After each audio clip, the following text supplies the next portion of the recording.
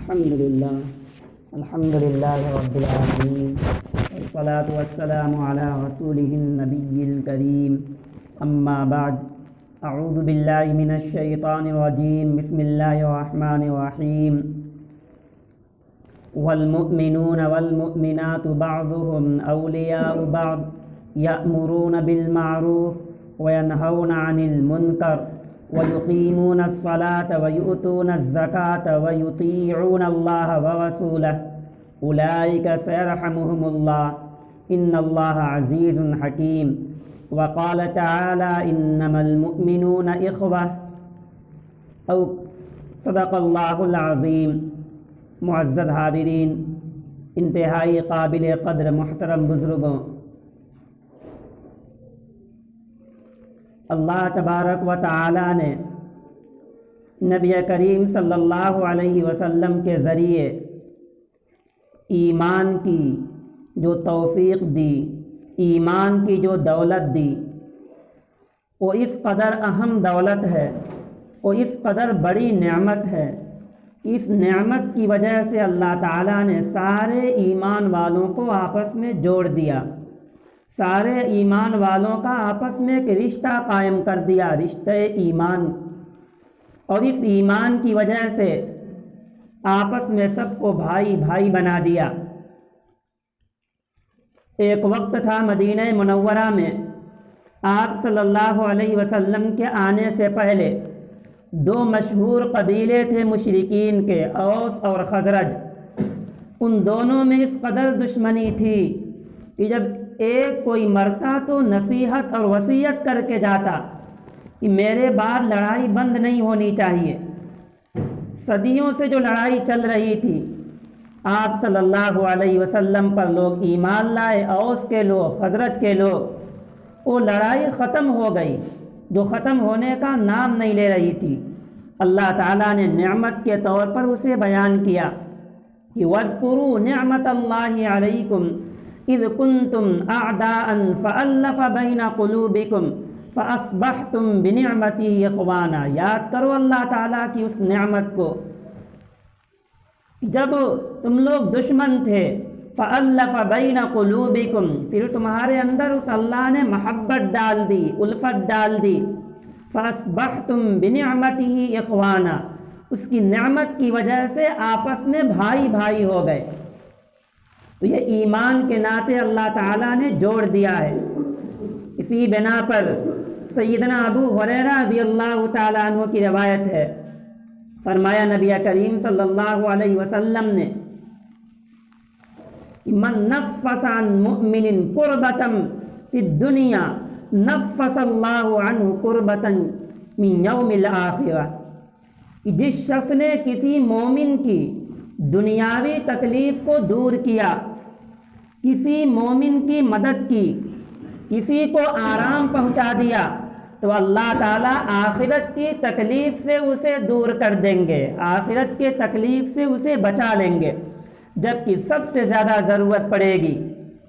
اس لیے کہ یہ جو رشتے ہیں آپس کے، بھائی بھائی کا رشتہ، شوہر بیوی کا رشتہ، یا باپ بیٹے کا رشتہ، اگر یہ رشتہ ایمان کی بنیاد پر نہ ہو تو پھر یہ رشتے دنیا ہی تک کا ہیں. کلام پاک میں ہے کہ جو ہی انسان جائے گا یہاں سے، میدان حشر میں سب ایک دوسرے سے بیگانہ ہو جائیں گے. باپ بیٹے کے کام نہیں آئے گا، بیٹا باپ کے کام نہیں آئے گا، سارے رشتے یہیں ختم. یوم یفر المرء من اخیہ وامہ وابیہ، جس دن انسان اپنے بھائی سے بھاگے گا، وامہ وابیہ، اور اپنی ماں سے بھاگے گا، اپنے والد سے بھاگے گا. شوہر بیوی سے دور ہوگا، بیوی یہ شوہر سے دور ہوگی، باپ بیٹے سے دور بھاگے گا. ہر ایک کے لیے اس دن ایک الگ شان ہوگی جو دوسروں سے اسے بے نیاز کر دے گی، یعنی کوئی رشتہ کام نہیں آئے گا. لیکن اگر ایمان کے ناطے دوستی ہو، دوستی تقویٰ کی بنیاد پر ہو، تو یہ دوستی وہاں بھی کام آئے گی. الأخلاء يومئذ بعضهم لبعض عدو إلا المتقين، لوگ جگری دوست ایک دوسرے کے، الاخلاء یومئذ بعضهم لبعض، جگری دوست ایک دوسرے کے دشمن ہوں گے، الا المتقین، سوائے پرہیزگار لوگوں کے، جو دوستی للہ تھی، اللہ کے لیے تھی، اللہ کو راضی کرنے کے لیے تھی، وہ دوستی وہاں بھی رہے گی۔ اس لیے ایمان کے ناطے، عمل صالح کے ناطے، اگر مومن میں یہاں آپس میں تعلقات ہیں تو یہ تعلقات وہاں تک کے قائم رہیں گے۔ فرمایا نبی کریم صلی اللہ علیہ وسلم نے کہ جس شخص نے کسی ایمان والے کی یہاں آسانی دی، یعنی یہاں اس کے کسی مشکل کو آسان کر دیا، تو اللہ تعالیٰ اسے کل قیامت میں آسانی عطا کریں گے۔ یسر اللہ عنہ، اللہ تعالیٰ اس پر کل آخرت میں آسانی کریں گے۔ ایسے ہی ایک مسلمان کا دوسرے مسلمان پر یہ حق ہے۔ سب سے پہلا حق یہ ہے کہ جب ملاقات ہو، اذا لقیہ المسلم، جب یہ اپنے مسلمان بھائی سے ملاقات کرے تو سب سے پہلے اس سے سلام کرے، چاہے پہچان ہو یا نہ ہو، یہ پتہ چل جائے کہ مسلمان ہے۔ اور یہ حکم ہے کہ بشاشت کے ساتھ اس سے ملے، طلاقت وجہ کے ساتھ ملے، ہنسی خوشی سے اس سے ملاقات کرے۔ دوسرا حق یہ ہے کہ جب وہ بیمار پڑ جائے تو اس کی عیادت کرے، بیمار پرسی کرے۔ یہ ایک مسلمان کا دوسرے مسلمان پر حق ہے۔ تیسرا حق یہ کہ اگر وہ دعوت دے تو کوئی شرعی عذر نہ ہو تو اس کی دعوت قبول کرے۔ دعوت کا مفہوم بہت وسیع ہے۔ دعوت کا صرف یہی مطلب نہیں کہ کھانے کے لیے بلائے، دعوت کا ایک مطلب یہ کہ کھانے کے لیے بلائے، کوئی شرعی عذر نہ ہو تو اسے قبول کر لے، یا ناشتے کے لیے بلائے تو اسے بھی قبول کر لے۔ ایسے ہی دعوت کا ایک مفہوم یہ بھی ہے کہ جب وہ اپنی کسی ضرورت کے لیے بلائے، کہیں جا رہا ہے، گاڑی اس کی پھنس گئی، خراب ہو گئی، اور دھکا کے لیے یا اور کسی چیز کے لیے اپنی کسی ضرورت کے لیے بلا رہا ہے، تو اس کی بلانے پر لبیک کہے، اس کی مدد کر دے، یہ بھی اس کی دعوت قبول کرنا ہے۔ یا اپنے کسی مشورے کے لیے بلا رہا ہے تو اسے بھی کیا کرے، قبول کرے، یہ دعوت کا مفہوم ہے۔ فرمایا گیا وہ دوستی قائم رہے گی جو تقوی کی بنیاد پر ہو۔ والمؤمنون والمؤمنات بعضهم اولیاء بعض، مومن مرد اور مومن عورتیں ایک دوسرے کے دوست ہوں گے، ایک دوسرے کے حمایتی ہیں۔ اور اس دوستی کے ناطے حق کیا بنتا ہے؟ یأمرون بالمعروف وینہون عن المنکر، کہ وہ دوسروں کو بھلائی کا حکم کریں، دوسروں کو اچھی بات بتلائیں، اچھائی کو عام کریں۔ وینہون عن المنکر، اور برائیوں سے دوسروں کو روکیں۔ ویقیمون الصلاۃ ویؤتون الزکاۃ، نماز کو قائم کریں، زکوٰۃ کو ادا کریں۔ ویطیعون اللہ ورسولہ، اللہ اور رسول کی سب جائز کاموں میں اطاعت کریں، یعنی اللہ اور رسول کے مرضی کے مطابق اپنی زندگی گزارنے والے ہوں۔ یہ ان مومن مرد اور مومن عورتوں کی تعریف کی گئی۔ دیہات کے ایک صحابی نبی کریم صلی اللہ علیہ وسلم کے پاس آئے، انہوں نے کہا اللہ کے رسول، ای العمل خیر، کون سا عمل سب سے اچھا ہے؟ آپ نے فرمایا کہ وہ شخص جس کی زبان اللہ کے ذکر سے تر رہے اور اس کی عمر لمبی ہو۔ من طال عمرہ، وہ شخص جس کی عمر لمبی ہو اور اس کی زبان اللہ کے ذکر سے تر رہے۔ ذکر سے تر رہنے کا مطلب ایک دو مرتبہ اللہ کا ذکر کرنا نہیں، بلکہ کثرت کے ساتھ اللہ کا ذکر کیا جائے۔ کثرت کے ساتھ اللہ کا ذکر کرنے سے تب جا کے زبان تر رہے گی۔ یا ایھا الذین آمنوا اذکروا اللہ ذکرا کثیرا، اے ایمان والو اللہ کا خوب ذکر کرو۔ خوب ذکر اسی وقت ہوگا جب ذکر زیادہ مقدار میں پایا جائے۔ وَسَبِّحُوهُ بُكْرَةً وَأَصِيلًا، صبح و شام اللہ تعالیٰ کی تسبیح، اللہ کی پاکی بیان کرو۔ صبح و شام پاکی بیان کرنے کا یہ مطلب نہیں کہ صبح پاکی بیان کر لیا جائے، صبح تسبیح پڑھ لیا جائے اور شام میں پڑھ لیا جائے۔ صبح و شام کا مطلب یہ ہے کہ اکثر اوقات اللہ کا ذکر کیا جائے، اور یہ ایسی عبادت ہے جو سب سے زیادہ آسان ہے، اسے اسہل العبادت کہا گیا ہے۔ اس بنا پہ سب سے آسان کہ اس میں طہارت کی بھی کوئی قید نہیں، وضو رہے نہ رہے، ایسے ہی کوئی روپیہ پیسہ بھی اس میں خرچ نہیں ہوتا، اور زبان سے بھی اللہ کا ذکر کر سکتا ہے، دل سے بھی اللہ کا ذکر کر سکتا ہے۔ ذکر کے 3 درجے ہیں، ایک درجہ یہ کہ زبان سے بھی اللہ کا ذکر کرے، دل بھی اس کی طرف مائل ہو۔ دوسرا درجہ یہ ہے کہ دل سے تو اللہ کا ذکر کرے، زبان سے اللہ کا ذکر نہ کرے۔ تیسرا درجہ یہ کہ زبان سے اللہ کا ذکر کر رہا، دل کہیں اور غافل ہے، یہ بھی فائدے سے خالی نہیں، اس لیے کہ ایک عضو تو اللہ کے ذکر میں لگا ہے۔ اور جب بندہ اللہ کو یاد کرتا ہے تو اللہ تعالیٰ بھی اسے یاد کرتے ہیں۔ حدیث میں ہے، نبی کریم صلی اللہ علیہ وسلم نے فرمایا کہ جو شخص آہستہ مجھے یاد کرتا ہے میں اسے آہستہ یاد کرتا ہوں، اگر یہ مجمع میں مجھے یاد کرتا تو میں اس سے اچھا مجمع میں، فرشتوں کے مجمع میں اسے یاد کرتا ہوں۔ یہ بندہ فرش پر مجھے یاد کرتا ہے، میں عرش پر اسے یاد کرتا ہوں۔ اس سے اچھا مجمع میں، فرشتوں کے مجمع میں اللہ تعالیٰ اسے یاد کرتے ہیں۔ جو بندہ اللہ کا ذکر کرتا ہے، اسی لیے اللہ تعالیٰ نے ان مومن مردوں کی، ان مومن عورتوں کی تعریف کی اور 2 وعدہ کیا۔ فرمایا اللہ تعالیٰ نے کہ مومن مرد کثرت سے ذکر، والذاکرین اللہ کثیرا والذاکرات، کثرت سے ذکر کرنے والے مرد اور کثرت سے ذکر کرنے والی عورتیں، اعد اللہ لہم مغفرہ، اللہ تعالیٰ نے ان کے لیے مغفرت تیار کر رکھی ہے۔ مغفرت تیار کرنے کا مطلب کہ اللہ تعالیٰ ان کے گناہوں کو معاف کر دے گا، پردہ ڈال دے گا ان کے گناہوں پر۔ سیدنا عبداللہ بن عمر رضی اللہ تعالیٰ عنہ، ایک صحابی جنہوں نے کہا کہ مجھے حدیث مناجہ سنائیے۔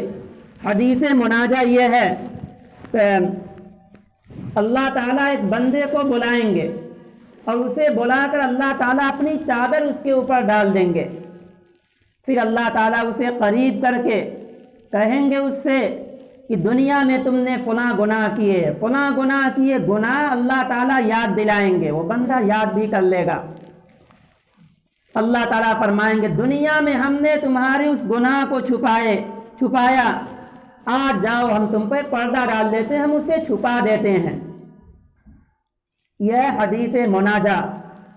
پھر اللہ تعالیٰ اسے معاف کر دیں گے، الا الذین آمنوا وعملوا الصالحات، جو لوگ ایمان لائے، نیک عمل کیے، لہم اجر غیر ممنون، ان کے لیے نہ ختم ہونے والا اجر ہے، ایسا اجر ملے گا جو کبھی ختم نہیں ہوگا۔ اس کا ایک مطلب یہ، حضرت عبداللہ بن عباس رضی اللہ تعالیٰ عنہ کی روایت ہے، فرمایا نبی کریم صلی اللہ علیہ وسلم نے ایک شخص قوت کے زمانے میں، طاقت کے زمانے میں اللہ کا ذکر کرتا ہے، کثرت سے اللہ کو یاد کرتا ہے، نوافل کا اہتمام کرتا ہے، نیکیوں پر قائم رہتا ہے، لیکن وہ بیمار پڑ گیا یا کمزوری آ گئی اسے، اب وہ اتنا کام نہیں کر سکتا، اتنی عبادت نہیں کر سکتا، تو فرمایا نبی کریم صلی اللہ علیہ وسلم نے اس وقت بھی اسے نیکیوں کا اجر لکھا جاتا ہے۔ اللہ تعالیٰ فرشتوں کو حکم دے دیتا کہ بیماری کے زمانے میں بھی نیکیاں اس کے لیے لکھی جائیں، اس لیے کہ یہ طاقت کے زمانے میں نیکیاں کرتا تھا۔ لہم اجر غیر ممنون، تو بیماری کے زمانے میں بھی انہیں اجر ملتا رہتا ہے، وہ اجر ختم نہیں ہوتا۔ اور اللہ تعالیٰ ایمان والوں کو، نیک عمل کرنے والوں کو، اپنا ذکر کرنے والوں کو، اپنی یاد میں مشغول رہنے والوں کو ایسے انعام سے نوازے گا کہ وہ انعام دے کر کے اسے جتلائے گا نہیں، کسی کے سامنے اس کا تذکرہ نہیں ہوگا، نہ ختم ہونے والا انہیں اجر ملے گا، نہ ختم ہونے والا اجر ملے گا۔ اور اس کی وجہ بھی ظاہر ہے کہ اللہ تعالیٰ نے ظاہری اعتبار سے انسانوں کی جو ساخت بنائی ہے وہ انتہائی اعلیٰ درجے کی ساخت ہے۔ جتنی بھی مخلوق دنیا میں ہیں سب سے زیادہ اشرف اللہ تعالیٰ نے انسان کو بنایا۔ لقد خلقنا الانسان فی احسن تقویم، ہم نے انسان کو بہترین سانچے میں پیدا کیا۔ دنیا میں کوئی مخلوق انسان سے زیادہ خوبصورت نہیں، انسان سے زیادہ افضل نہیں۔ یہی وجہ ہے نبوت جو سب سے بڑا مقام ہے، اس نبوت کو اللہ تعالیٰ نے انسانوں میں رکھا، اور جو افضل انبیاء ہیں اللہ تعالیٰ کے بعد جن کا سب سے بڑا مقام اور مرتبہ ہے نبی آخر الزماں صلی اللہ علیہ وسلم، ان کو بھی اللہ تعالیٰ نے انسانوں میں ہی رکھا۔ تو اللہ تعالیٰ نے فرمایا ہم نے انسان کو بہترین سانچے میں ڈھالا ہے، بہترین سانچے میں پیدا کیا۔ لیکن یہ انسان بہترین کب تک رہتا ہے؟ بہترین اسی صرف انسان اس ڈھانچے کا نام نہیں، بہترین انسان اپنے اندر جوہر پیدا کرنے والا اسی وقت ہے جبکہ ایمان کے بعد عمل صالح اختیار کرے، نیکی پر قائم رہے، تلاوت کا، تسبیح کا، امر بالمعروف، دوسروں کو اچھی باتوں کا حکم کرتا رہے، بری باتوں سے روکتا رہے، تب تک یہ جوہر اس کے اندر موجود ہے۔ ورنہ اگر یہی فتنے فساد پہ آتا ہے تو پھر ایسی حرکت کر دیتا جو جانوروں سے بھی نیچے گر جاتا۔ ثم رددناہ اسفل سافلین، پھر ہم نے اسے نچلوں میں سب سے نیچے کر کے لوٹا دیا۔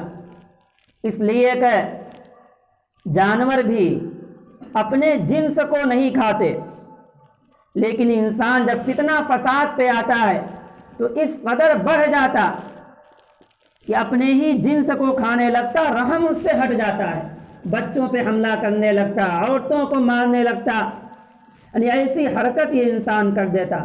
معلوم ہوا انسان کہلانے کا اسی وقت تک مستحق ہے جب ایمان کے ساتھ عمل صالح اختیار کرنے والا ہو، اللہ کو یاد کرنے والا رہے۔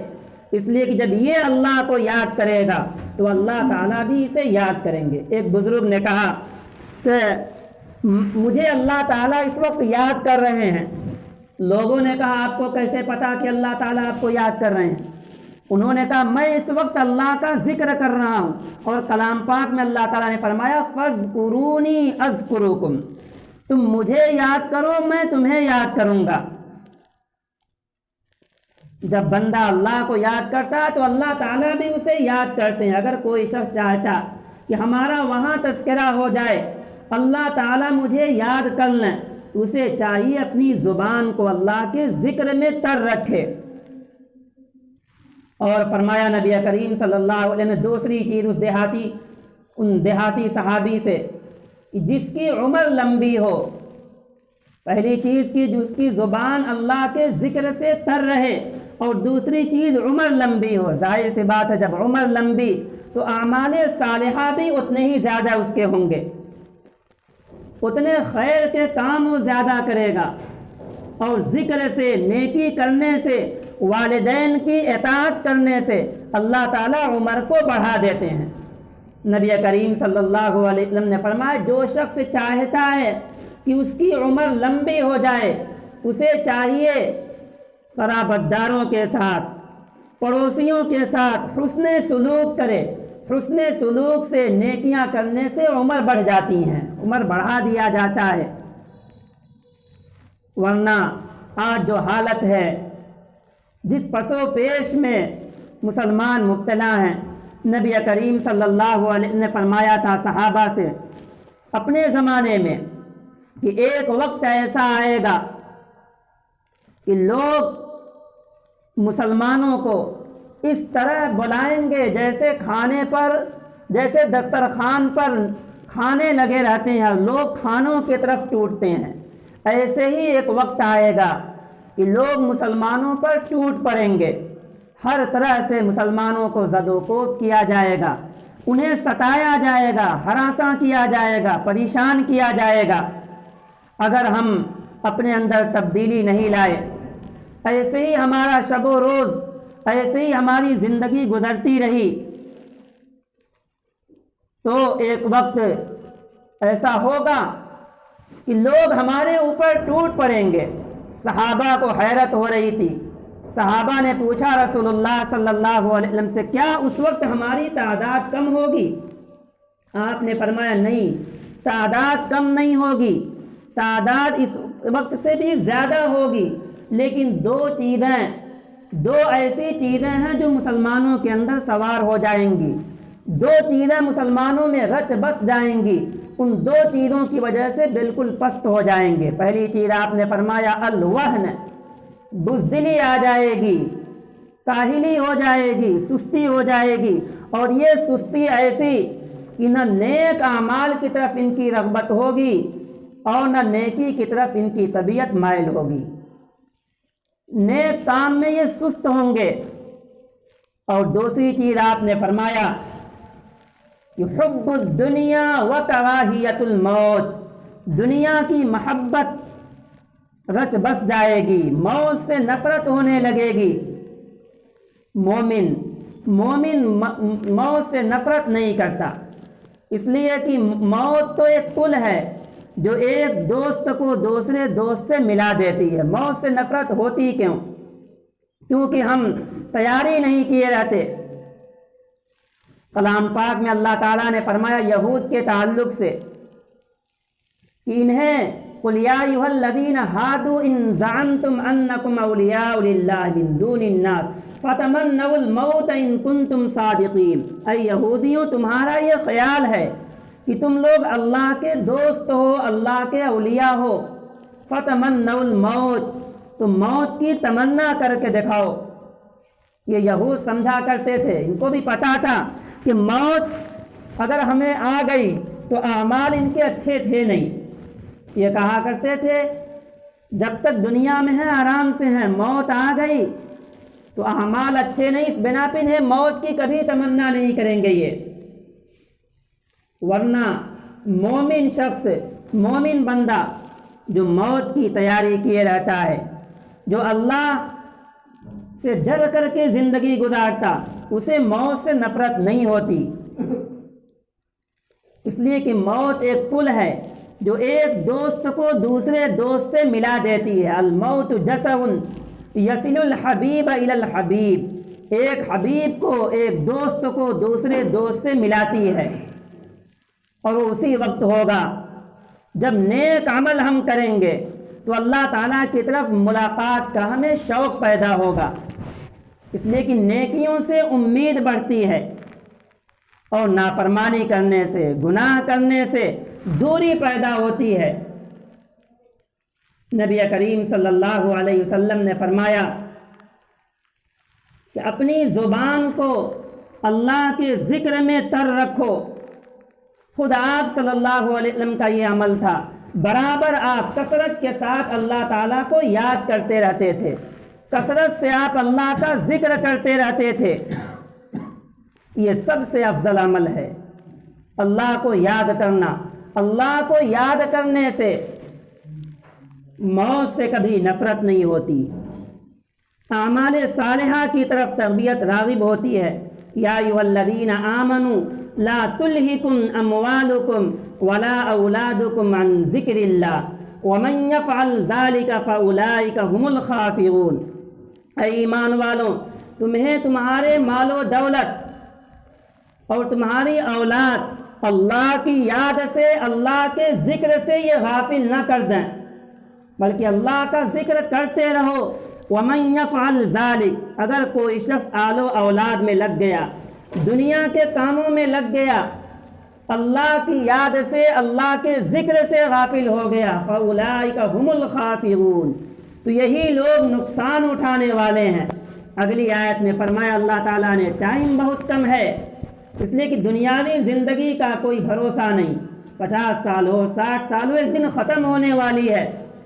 وَأَنفِقُوا مِمَّا رَزَقْنَاكُم مِّن قَبْلِ أَن يَأْتِيَ أَحَدَكُمُ الْمَوْتُ، خرچ کر لو اس دن کے آنے سے پہلے أَن يَأْتِيَكُمُ الْمَوْتُ، کہ کسی شخص کے پاس موت آئے، پھر اس وقت انسان تمنا کرے، سوچے، کہے فَيُؤَخِّرُ، اللہ ہمیں مہلت دے دیجئے، انفقوا مما رزقناكم من قبل ان ياتي احدكم الموت فيقول رب لولا اخرتني الى اجل قریب، وہ کہے، تمنا کرے، کیوں نہیں ہمیں رب آپ نے مہلت دے دی، تھوڑا اور ہم نیک اعمال کر لیتے،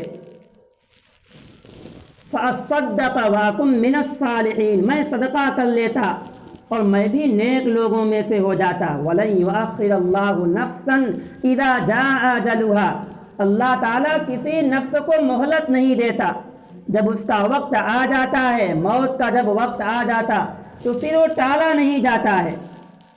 وَلَن يُؤَخِّرَ اللَّهُ نَفْسًا إِذَا جَاءَ أَجَلُهَا وَاللَّهُ خَبِيرٌ بِمَا تَعْمَلُونَ، اللہ خبر رکھنے والا ہے جو لوگ کر رہے ہیں، اس لیے ہمارے ایک ایک اعمال سے اللہ تعالیٰ باخبر ہے۔ تو ہم سب کو ایسا عمل کرنا چاہیے جس سے ہمارا رب راضی ہو جائے، اور ان تمام کاموں سے ہمیں بھی اپنے گھر والوں کو بھی بچانا چاہیے جو اللہ کو ناراض کرنے والے کام ہیں۔ اللہ تعالیٰ ان باتوں پر ہمیں بھی آپ کو بھی عمل کرنے والا بنائے۔ وآخر دعوانا الحمدللہ رب العالمین۔